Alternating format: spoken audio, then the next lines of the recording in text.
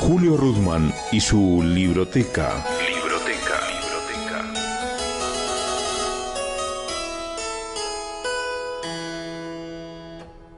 Muy bien, bienvenidos a la Libroteca, edición internacional, ojalá que universal, porque quien recibimos hoy es nada más y nada menos que a Tomás Hirsch, militante del humanismo universal, chileno, de vida y de nacimiento, pero déjenme primero hacer un agradecimiento muy especial a mi amiga y compañera Esther Previtera, que tuvo la inteligencia y la sensibilidad de ofrecerme esta entrevista, que seguramente será un antes y un después en mi trayectoria.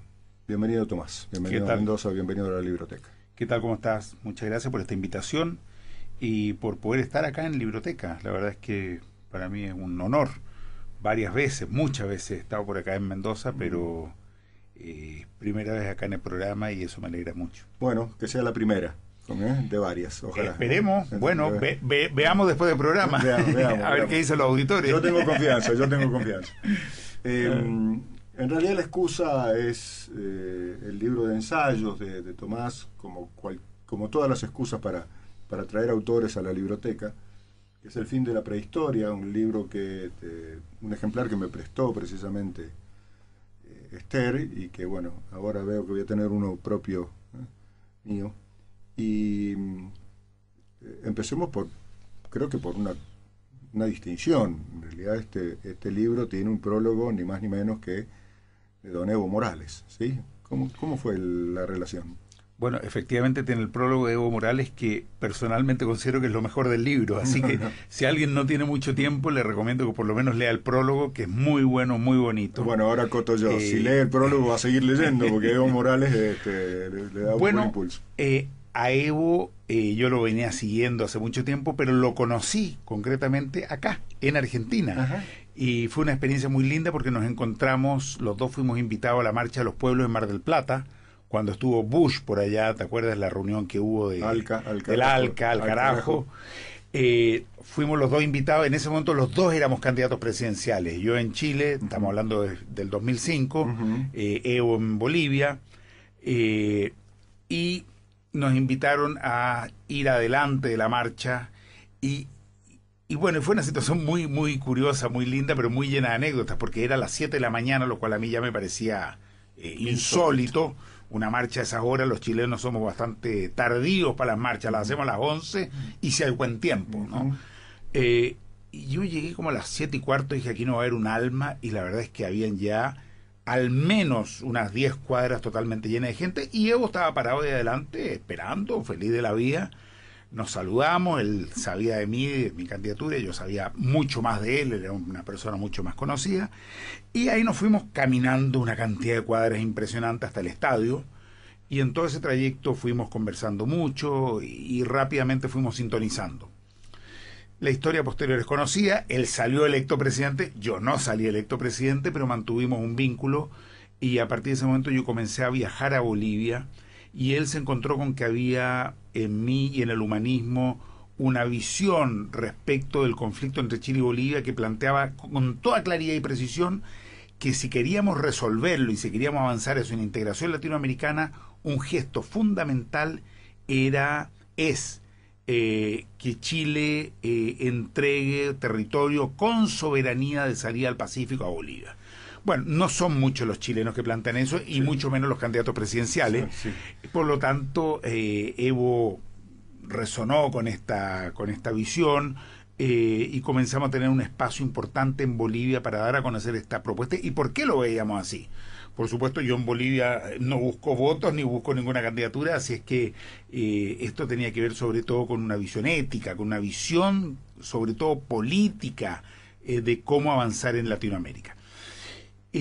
Cuando ya estaba trabajando en el libro, se me ocurrió que en realidad quien mejor podría prologarlo, si es que yo lograra hacerlo, era Evo Morales, y se lo planteé en un viaje.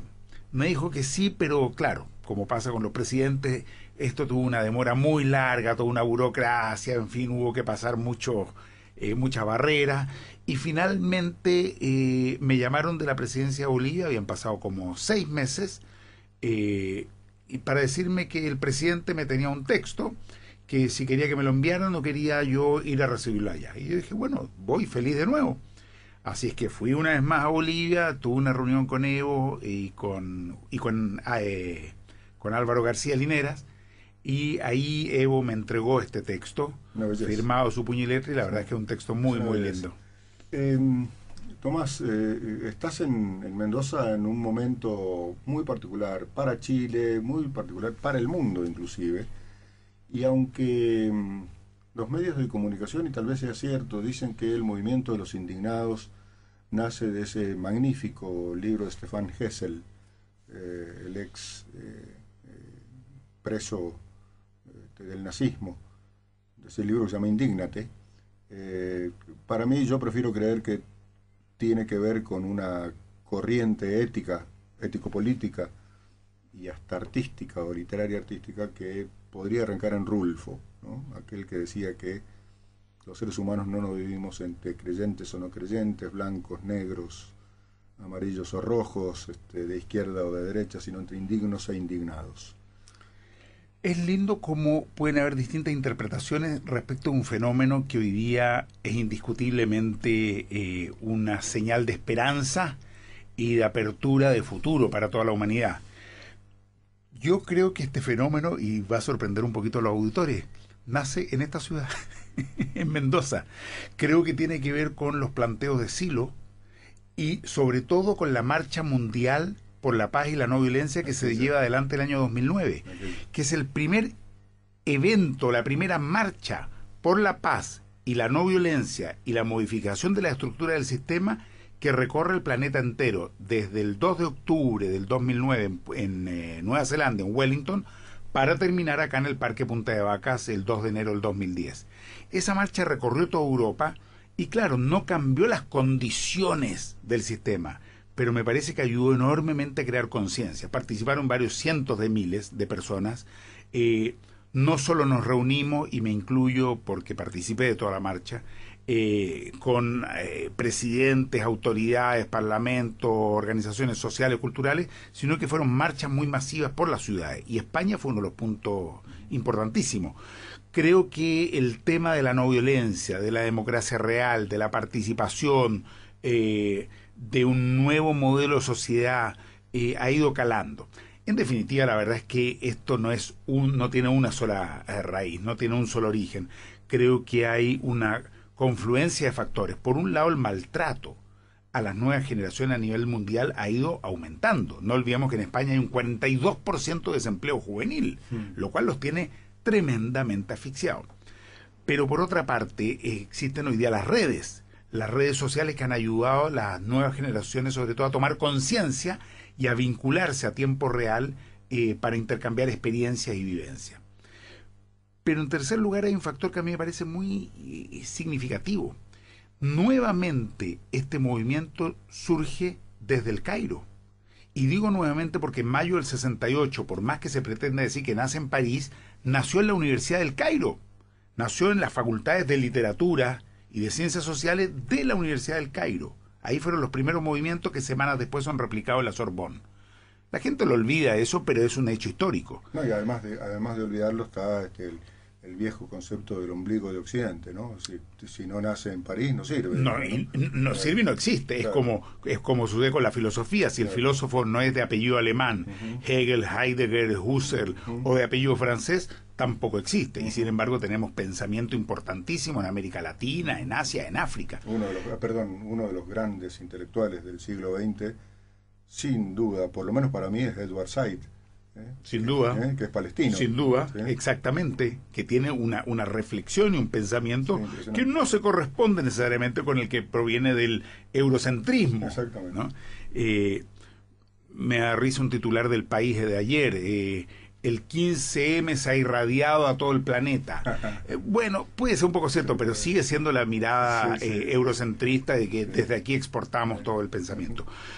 Lo importante, en definitiva, es que aquí se ha ido generando un movimiento mundial, un clamor mundial, y ese clamor se ha convertido por primera vez este 15 de octubre en una acción simultánea, sincrónica, que se realiza en miles de plazas en cientos de países de todo el planeta.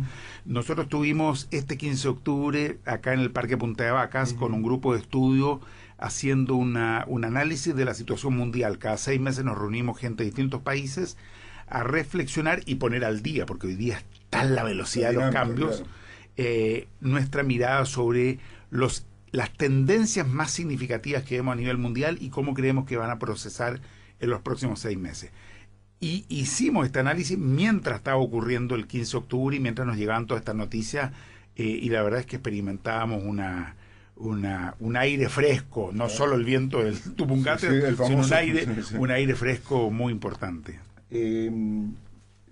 Los que no hemos abrevado intelectualmente y hemos tenido siempre un enorme respeto por el pensamiento y por la militancia de Sylo, corrijo, a los que no hemos, entonces que se entienda así, nos vendieron, la prensa, los medios nos vendieron el aspecto, si querés, místico, religioso o ecuménico, para ser más preciso. Eso nos ha ocultado, y en este sentido este libro, El fin de la prehistoria, tu libro, a mí me ha servido enormemente para entender la amplitud, la universalización, en todo caso, del pensamiento humanista. Le cuento a la audiencia que el libro tiene 2 partes, una primera más coyuntural o de análisis más inmediato de lo político, y una más ensayística, filosófica, en la que están plasmados los grandes principios del humanismo universal. A ver, ¿qué es el humanismo hoy y cuál es el rol del humanismo en este momento en la historia?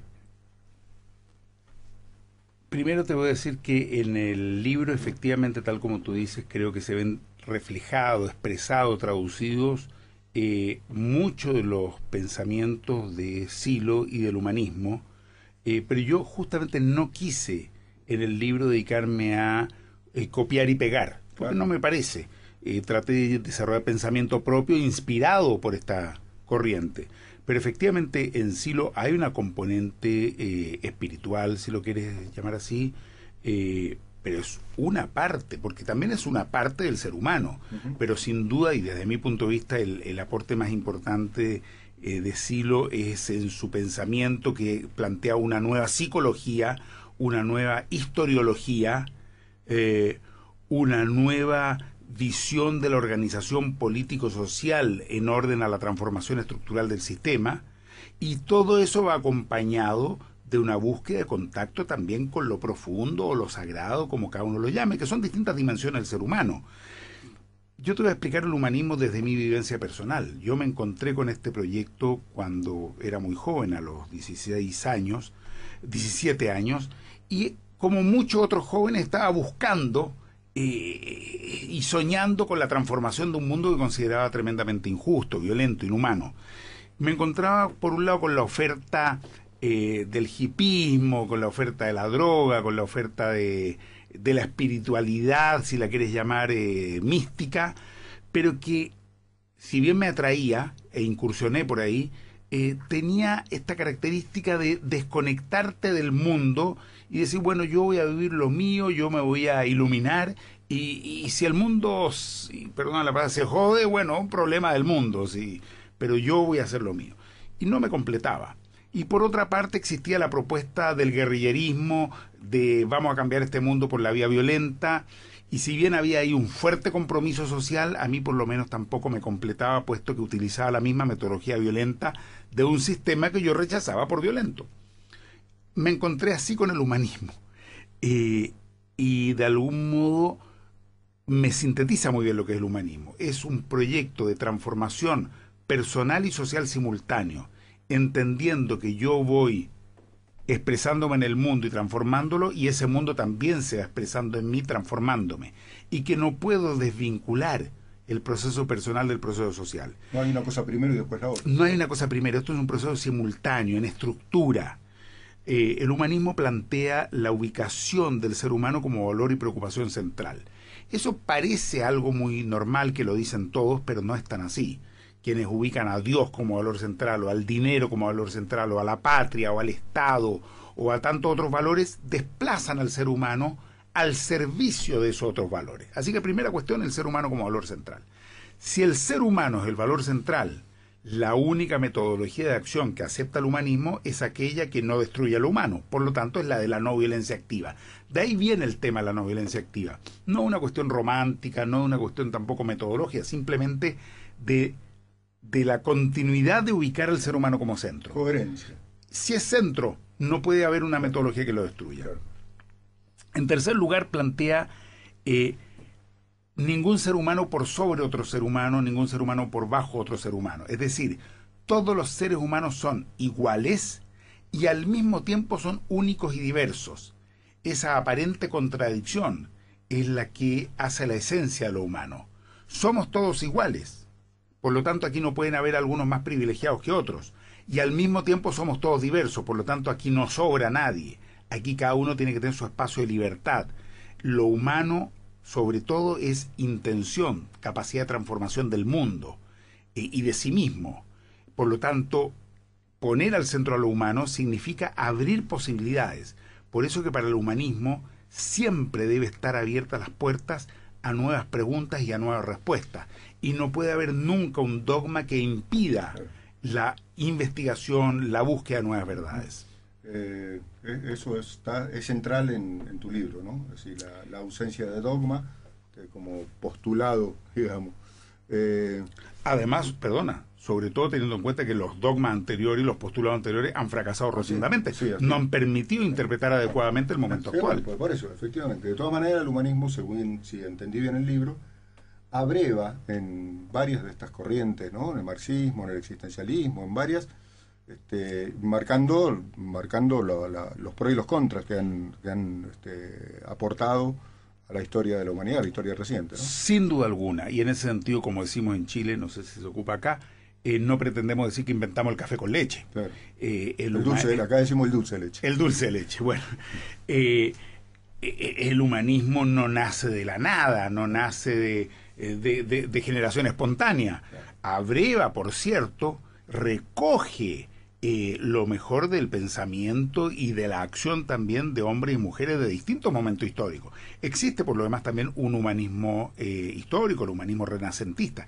Y es más, nosotros estudiando la historia rescatamos lo que llamamos momentos humanistas en distintos pueblos y culturas.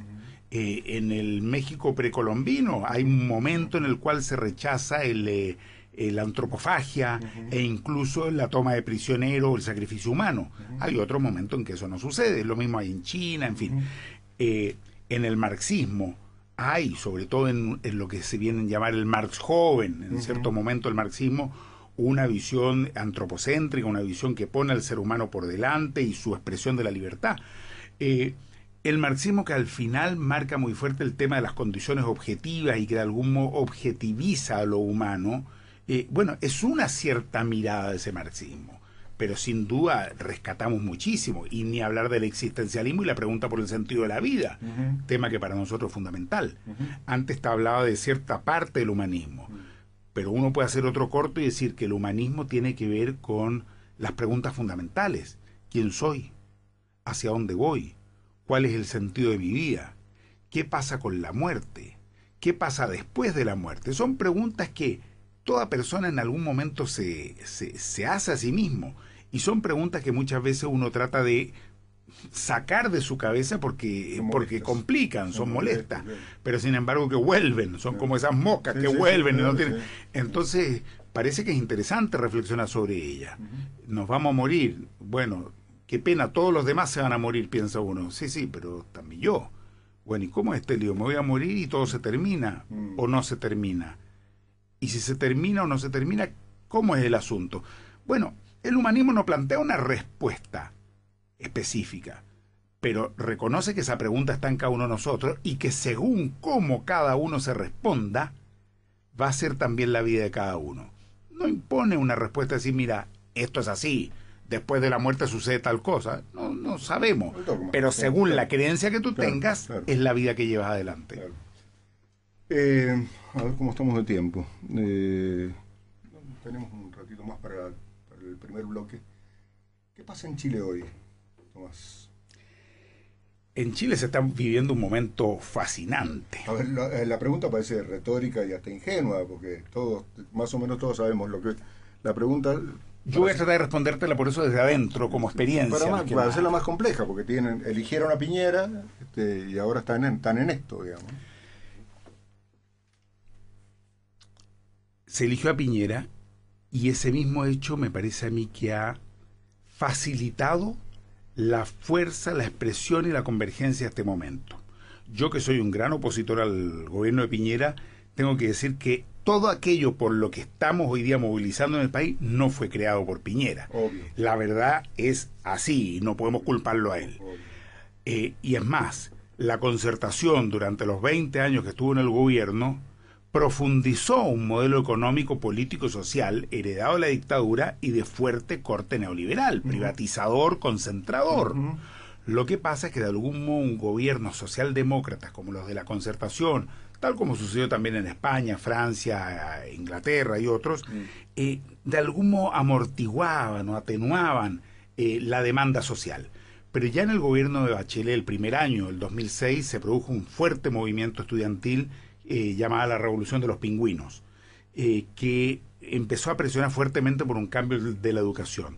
Todo ese movimiento, para hacerlo breve, termina en una comisión que crea el gobierno que en definitiva no modifica nada de fondo, nada estructural. Es bloqueado desde la derecha, pero también desde sectores de la concertación que están involucradas en el negocio de la educación, en la Democracia Cristiana, en el PPD, en el Partido Socialista, en el Partido Radical. En los 4 partidos están vinculados fuertemente con el negocio de la educación básica, media y superior universitaria.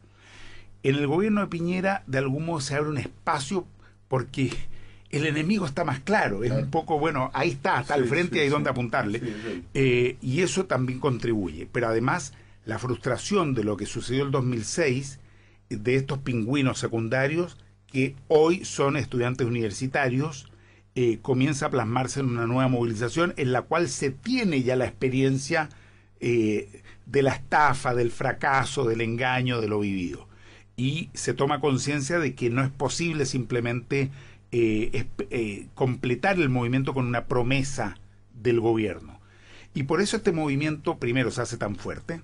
Segundo, el grado de endeudamiento de las familias chilenas ha llegado a un límite que simplemente no puede continuar. Me consta, es decir, ya no hay cómo seguir endeudándose y las familias no tienen cómo pagar la educación que, expliquémoslo, es la más alta del mundo en términos de porcentaje sobre el ingreso.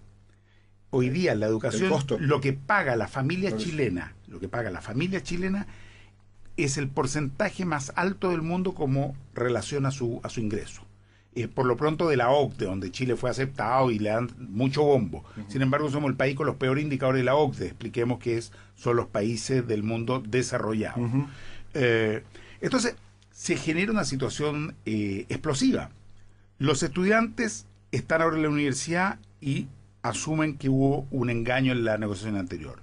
Sus familias están totalmente endeudadas y no tienen cómo seguir pagando la educación. Pero además se demuestra el fracaso de la promesa más importante del sistema. La promesa mayor del sistema, del modelo chileno fue: es verdad que usted gana poco, es verdad que hay mala distribución del ingreso, pero a través de la educación sus hijos van a poder gozar de una condición diferente a la que usted ha vivido. Y eso significó que la clase media emergente empezó a enviar masivamente a sus hijos a las universidades. Como la educación básica y media de mala calidad, no podían entrar a las mejores universidades públicas y terminaron entrando a las universidades privadas de pésima calidad y con muy mala fiscalización. No sé si se va configurando el cóctel. Bueno, todo eso termina produciendo estas movilizaciones con un tremendo apoyo de los padres, porque son los que no pueden pagar, con un gran apoyo de los profesores, porque sienten que se los presiona por una evaluación, pero no se les da calidad a su propia formación, y con un gobierno que a su vez defiende a rajatabla el negocio de la educación privada y que por lo tanto no da el brazo a torcer. Todo esto configura este cuadro en que además se cuenta con liderazgos jóvenes, con un nuevo estilo que sí tiene que ver con todo este movimiento de lo indignado a nivel mundial, horizontal, participativo, con asamblea, bueno, como es Camila Vallejo, no dogmático. Camila Vallejo, fíjate, es del Partido Comunista, pero es muy diferente en su estilo al tradicional estilo estalinista que ha tenido el Partido Comunista chileno. Entonces, que no ha sido de los peores, te digo. No, sin duda que no.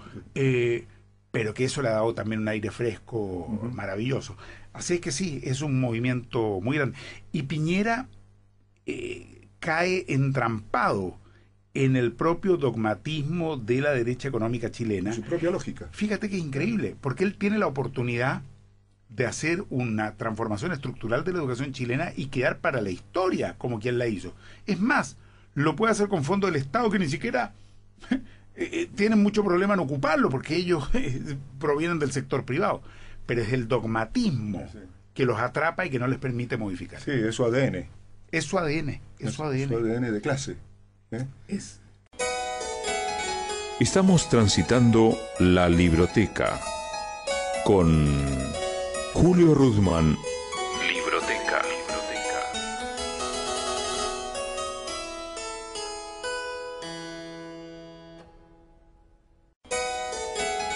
Estamos transitando la libroteca con Julio Ruzmán.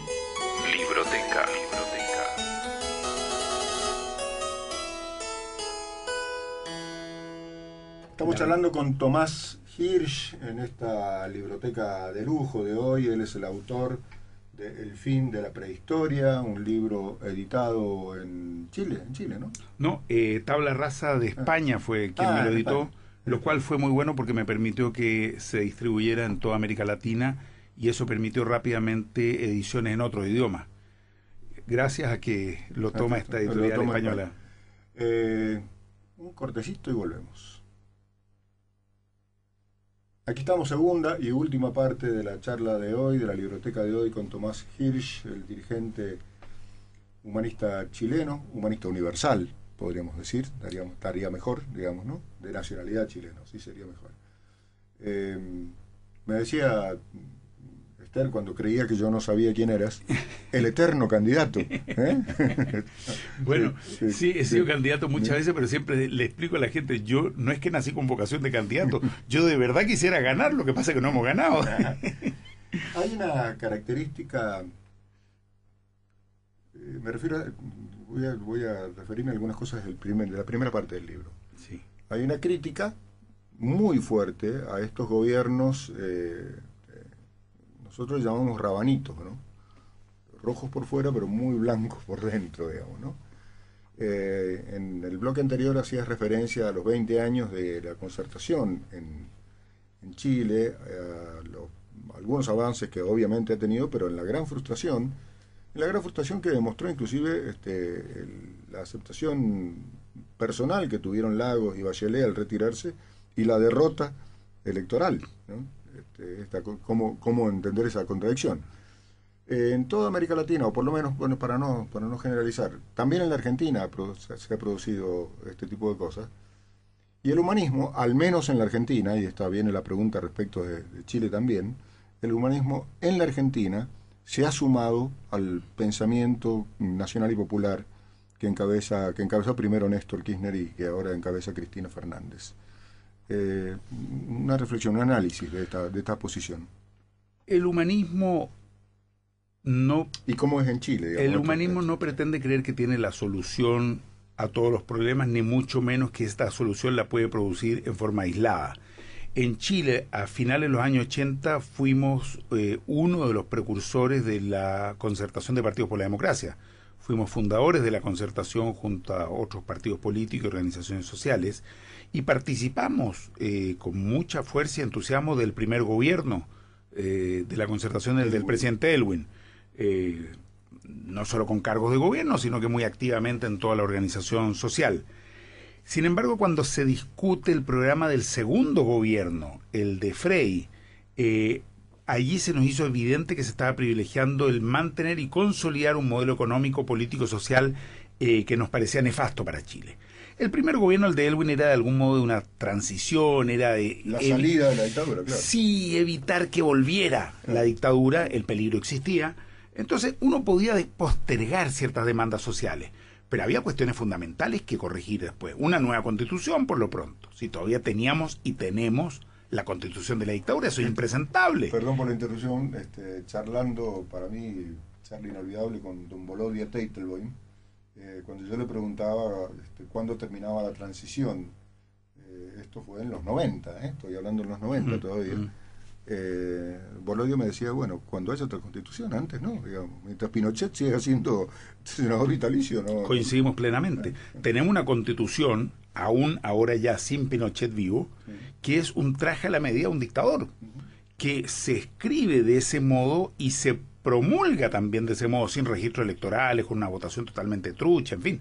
Entonces, sí, se necesita una nueva constitución, pero el humanismo prioriza en ese momento trabajar en conjunto con la Concertación, como parte de ella, para recuperar la democracia. Y no tenemos ningún problema, por el contrario, participamos con otros con mucho gusto, con mucho entusiasmo.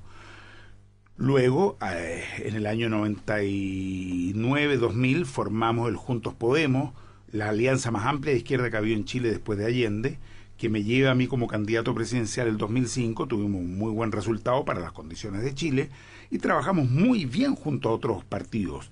Se quiebra eso porque tenemos una discusión respecto de cómo debemos enfrentar el triunfo de Michelle Bachelet, si debemos ubicarnos como una alternativa perfilada, clara, de izquierda, como definimos nosotros, o bien trabajando más desde adentro, como plantea en ese momento el PC, buscando ciertos acuerdos parciales. Pero una diferencia de mirada en ese momento. Pero siempre hemos buscado el trabajar junto a otros. Creemos que el aporte de la diversidad es lo que permite construir un proyecto mejor. Y del mismo modo está sucediendo hoy día acá en Argentina. El humanismo reconoce, sin duda, en el proyecto que ha impulsado primero Néstor Kirchner y hoy día Cristina Fernández, un aporte muy grande, muy importante. Y así como vemos que el proyecto y el proceso argentino es tan descalificado en el resto de los países latinoamericanos por una prensa que está al servicio del poder económico, nosotros creemos que es destacable lo que se ha hecho acá, que, como digo, lamentablemente tiene poca difusión afuera. Pero proyectos de leyes, o leyes concretamente tan diversas como la de matrimonio igualitario, la que apoya a los niños que están en las escuelas, asignación universal. Lo que se hizo en el momento de la crisis, que en otros países fue cierre de fábricas y desempleo, y aquí se apoya la industria automotriz con crédito, en fin, la ley de prensa, en fin, muy diversas, en campos muy diversos, pero que sí, bueno, la recuperación de los fondos de pensiones. En Chile son dignos de publicar en un, que era como en un modelo, cuadro. Digamos. Chile era el modelo en ese Chile era el modelo, las AFP. Y por eso que hubo tanto enojo cuando en Argentina se les ocurre dejar el sistema AFP y se dijo que eso iba a fracasar, que aquí Argentina iba a quebrar, que iban a robarse los fondos, que las pensiones iban a ser miserables, y resulta que ahora aquí hay pensión básica garantizada para las amas de casa, el sistema sigue entregando... Aumento 2 veces por año automático por ley. Bueno, y en Chile resulta que con el sistema privado tenemos pensiones que hoy día son absolutamente miserables. Entonces, hay que diferenciar entre gobiernos que están impulsando procesos de transformación estructural importante, como es Argentina, como lo ha hecho Evo, como se vio en ciertos momentos en el caso de Venezuela. No me parece que sea la situación hoy día, como hemos visto en algunos de los proyectos en Ecuador, que ha impulsado Rafael Correa. Son todos procesos distintos, o el del mismo Lula en Brasil. Pero también hemos visto otros procesos que se denominan de izquierda y que en realidad han sido funcionales al gran poder económico, sobre todo el de Chile, ¿no es cierto?, con Lagos, que se viste como socialista de izquierda, pero en realidad profundiza las privatizaciones en salud, en educación, del agua, en materia medioambiental, en fin. Y desde ese punto de vista decimos que ese tipo de gobiernos, diferenciándolos, ese tipo de gobiernos, como el de Lagos o como fue el de Uruguay en su momento, son funcionales al mismo sistema. Y eso es lo que llamamos acá la venganza de Kerensky en el libro, es decir, esa socialdemocracia que en definitiva termina siendo cuidador de los intereses del poder económico. ¿Cuál es la perspectiva en Chile respecto a ver, la pregunta es, el reclamo que inician los pingüinos en 2006, que se generaliza, como bien lo analizás vos, porque está el adversario ahí, visibilizado y con poder además. Se generaliza a padres endeudados, súper endeudados, profesores, pero sigue siendo de alguna manera parcializado, digamos, ¿no? Sectorizado. ¿Cuál es la perspectiva de aquí en adelante? La perspectiva puede ser de anécdota y de un sistema que haga pequeños retoques como para calmar los ánimos, pero para poder seguir con las cuestiones de fondo Lampedusa. Sin tocar, claro, exactamente. O bien puede ser de una transformación estructural, y eso depende mucho de cómo avancen hoy. Y explico concretamente. Todavía las demandas son sectoriales y diferenciadas. Quiero decirte, los estudiantes se movilizan por los problemas que afectan a la educación. Los mapuches se movilizan por los problemas que afectan al pueblo mapuche. Los trabajadores se movilizan por los problemas que afectan al mundo laboral. Las trabajadoras de casa particular por lo suyo, y así siguiendo. Mientras esas demandas sigan siendo sectoriales y diferenciadas, me parece que no vamos a tener cambios importantes. Cuando se comprenda que todas esas demandas responden a un mismo modelo que se expresa en distintos campos, y que por lo tanto el mapuche se movilice por la demanda del estudiante, el estudiante se movilice por la demanda del trabajador del cobre, el trabajador del cobre se movilice por la demanda de la tercera edad por lo de la diversidad sexual, se entienda que todo forma parte de una estructura, de un tejido que hoy día aplasta lo humano, la libertad, la justicia. Bueno, es ese paso el que hoy día es necesario. Algo de eso está. Yo algo de eso alcanzo a ver, se otea, diría, en el horizonte. Cuando los jóvenes finalmente hoy día dicen hay que nacionalizar el cobre para responder a los problemas de educación, claro. Bueno, comienza a tocarse los temas un poco más de fondo. Cuando se dice la banca con su especulación es la que está asfixiando a la gente, a los trabajadores, bueno, se está empezando a tocar temas de fondo. En la medida que eso se profundice, me parece que podemos asistir ya a un cambio un poco más interesante. Hay dos consignas del momento, dos consignas mundiales. Yo me resisto a llamarle globales. Lo global lo utilizo, como dice acá nuestro Arturo Roig, nuestro filósofo. Lo global es lo financiero económico en todo caso, ¿no? Lo otro es mundial, ¿no? Dos consignas que a mí me parece que son muy identitarias de este momento. Una es, sobre todo en Europa, ¿no? Y creo que nació en España, nosotros no estamos contra el sistema está contra nosotros. Esa es una.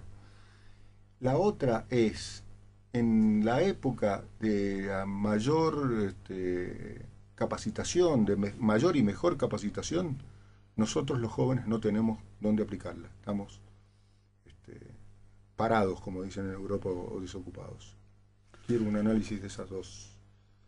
Efectivamente, hoy día es así. Aquí hay un sistema que está contra la gente y sobre todo contra las nuevas generaciones. Y lo que se dice ahí es muy preciso. Al decir está contra, se está diciendo acá hay una intención. No es una casualidad. No es que funciona mal, que hay una cosa que quedó mal ajustada, una tuerca. No, hay una intención operando. Y uno puede verla, y hay incluso películas que dan cuenta muy bien. La película Inside Job, que ganó el Oscar como documental, es una película terrible, pero que muestra muy bien cómo ese sistema financiero opera y sigue operando después de la crisis del 2008 absolutamente intocada, sin ninguna magulladura siquiera. A mí me parece que hoy día estamos en presencia de un sistema que se globaliza y al mismo tiempo se mundializa, que son para mí también dos conceptos muy diferentes. Está bien el libro. Sí. se globaliza con una tendencia a la uniformización, a la concentración de poder, ¿no es cierto? Sobre todo financiero, pero también militar, también político, también del pensamiento, también de la cultura, una concentración, una centralización. Y al mismo tiempo asistimos a una mundialización que tiene que ver con el vínculo de lo diverso, el encuentro entre lo diverso que va encontrándose a nivel mundial, y valorándose y respetándose y recogiendo lo mejor de unos y otros. Esos son dos factores, diría, del ámbito mayor que están hoy día operando. Al mismo tiempo, aunque aparece un poco más camuflado, sigue avanzando un militarismo y un armamentismo creciente. El gasto militar, si se estudia bien las cifras, sigue creciendo a pesar de todas las crisis económicas. Acá se habla de las dificultades para resolver la crisis y sin embargo bastaría que se baje en un 5% el gasto militar y resulta que se contaría con recursos disponibles para resolver buena parte de los problemas que están afectando hoy día al planeta. Es que no sé si esta no es la lógica también del sistema. Si las crisis de concentración de capital, de concentración de poder, no son para que el aparato tecnológico militar siga robustecido. No me cabe duda. Como no me cabe duda, entre las tendencias actuantes hoy día, que así como vemos este surgimiento de una nueva generación, este despertar de una generación, que es lo que está sucediendo en todo el planeta, y que explica de algún modo esta nueva dinámica social. Aquí teníamos unas generaciones que estuvieron dormidas, y desde mi punto de vista la dinámica de la historia es la dinámica de las generaciones y su permanente reemplazo de unas por otras. No es idea mía, lo que Ortega y Gasset planteó en su momento. Pero al mismo tiempo que están estas nuevas generaciones despertando y surgiendo, el sistema no es que se quede mirando y tomando helados. Hay respuesta y lamentablemente una de esas respuestas es la distractiva, es la de aparecer con alguna guerra en cualquier momento, de una violencia tal que saque la mirada y la energía de este fenómeno que está sucediendo hoy día. Pasó un poquito con el atentado, entre comillas, porque es muy discutible cómo sucedió de las torres, ¿no es cierto?, del 2001, y sucede hoy día con este conflicto que van buscando escalar respecto a Irán. No me extrae en absoluto que hace pocos días ya hemos tenido este terrible anuncio de un complot monstruoso por parte de Irán para producir asesinatos en Estados Unidos. Es muy funcional ese discurso a un Obama que además ha defraudado a buena parte del planeta y está preparando o buscando desesperadamente su reelección. Y buena parte de sus propios votantes han sido defraudados. Sin duda, la verdad es que había una expectativa y la creencia de que realmente iba a significar algo distinto. Entonces, esa amenaza del complejo militar empoderándose más aún y buscando algún conflicto que permita desviar la atención está presente y hay que tenerla en consideración. Hemos visto que cada vez que los pueblos buscan acercarse para encontrar respuesta a sus conflictos, curiosamente aparece una mano que pone una bomba y que el conflicto vuelve a tomar fuerza. Así que es un elemento a tener en cuenta, de todas maneras. ¿Sabe qué? Le digo a la audiencia, yo tengo un ratito más para charlar fuera del micrófono con Tomás, así que lo único que le digo es que ojalá encuentre El fin de la prehistoria. Este libro, ¿qué? ¿Se vendrá acá en Mendoza? Se vende en Mendoza, está en librerías. En Argentina lo distribuyó Urano muy bien en la librería. No hay que confundirlo con otro libro muy malo que se llama El fin de la historia. No. Y el título de esto algo tuvo que ver con eso. Yo desde que leí ese libro lo encontré tan malo, dije, algún día me voy a vengar. El fin de la prehistoria dice más bien lo contrario, dice que todavía estamos en una situación de prehistoria y que cuando la sociedad humana se estructure en base a la libertad, a la no violencia, a la justicia social, recién ahí vamos a estar entrando en una verdaderamente historia humana. En la historia. Se llama Tomás Hirsch. ¿Serás candidato de nuevo? Y bueno, eso habrá que verlo. Por ahora estoy apoyando con mucho entusiasmo el movimiento de los estudiantes. Estoy totalmente dedicado a eso, con mucha actividad en las universidades, conversando estos temas, escuchando a los jóvenes, y temas de candidatura los vamos a ver más adelante. ¿Cuándo hay elecciones en Chile? El próximo año hay elecciones municipales y el 2013 son las elecciones presidenciales. Vamos a ver, por ahora lo que se ve es, en todas las encuestas, es que Michelle Bachelet tiene un apoyo enorme, gigantesco. Volvete, perdonamos, sería Sí, una cosa sí, así, sí, es ¿no? una cosa de, bueno, mira, bueno, ya probamos, aprendimos, ahora probamos. ya vimos que esta cosa por acá no va con Piñera y compañía, Ujú. pero sí falta también en el pueblo un descubrir que la política es mucho más allá que lo que te muestra la televisión. Para mí no deja de ser preocupante que un ministro que estuvo involucrado con el salvataje de los mineros, que estuvo ahí arriba de la mina y que se emocionó y que es muy destacable lo que hizo, por ese solo hecho tenga un 70% de apoyo en las encuestas. Y que la gente crea que puede ser un excelente presidente. Aparte de esos días nadie le conoce ninguna acción, ninguna opinión, ninguna propuesta. Ni antes, ni durante, ni después. Ni sería. después. Entonces, sí hace falta salir un poco de la hipnosis y la anestesia que nos han metido también algunos grandes medios de comunicación. Tomás, la verdad que como lo soñé, un verdadero honor tenerte por aquí, tenerte en el menú de la biblioteca y que no sea la primera y que sea el inicio de un contacto fructífero, ojalá que para ambos. Bueno, yo te agradezco mucho esta posibilidad y como sé que Esther es quien te prestó este libro El fin de la prehistoria, aquí te traje uno para ti, para que lo comparta con los amigos además. Y te llevas mis caramelos ácidos. Bueno, fantástico. Siempre son buenos los caramelos ácidos sí. porque despiertan, Sí. ayudan a estar más lúcidos. Y si no, se leen como textículos. Perfecto, bien me parece, los leeremos atentamente. Hasta la próxima, gracias por todo. Esto fue Libroteca. Libroteca. Gracias por su compañía.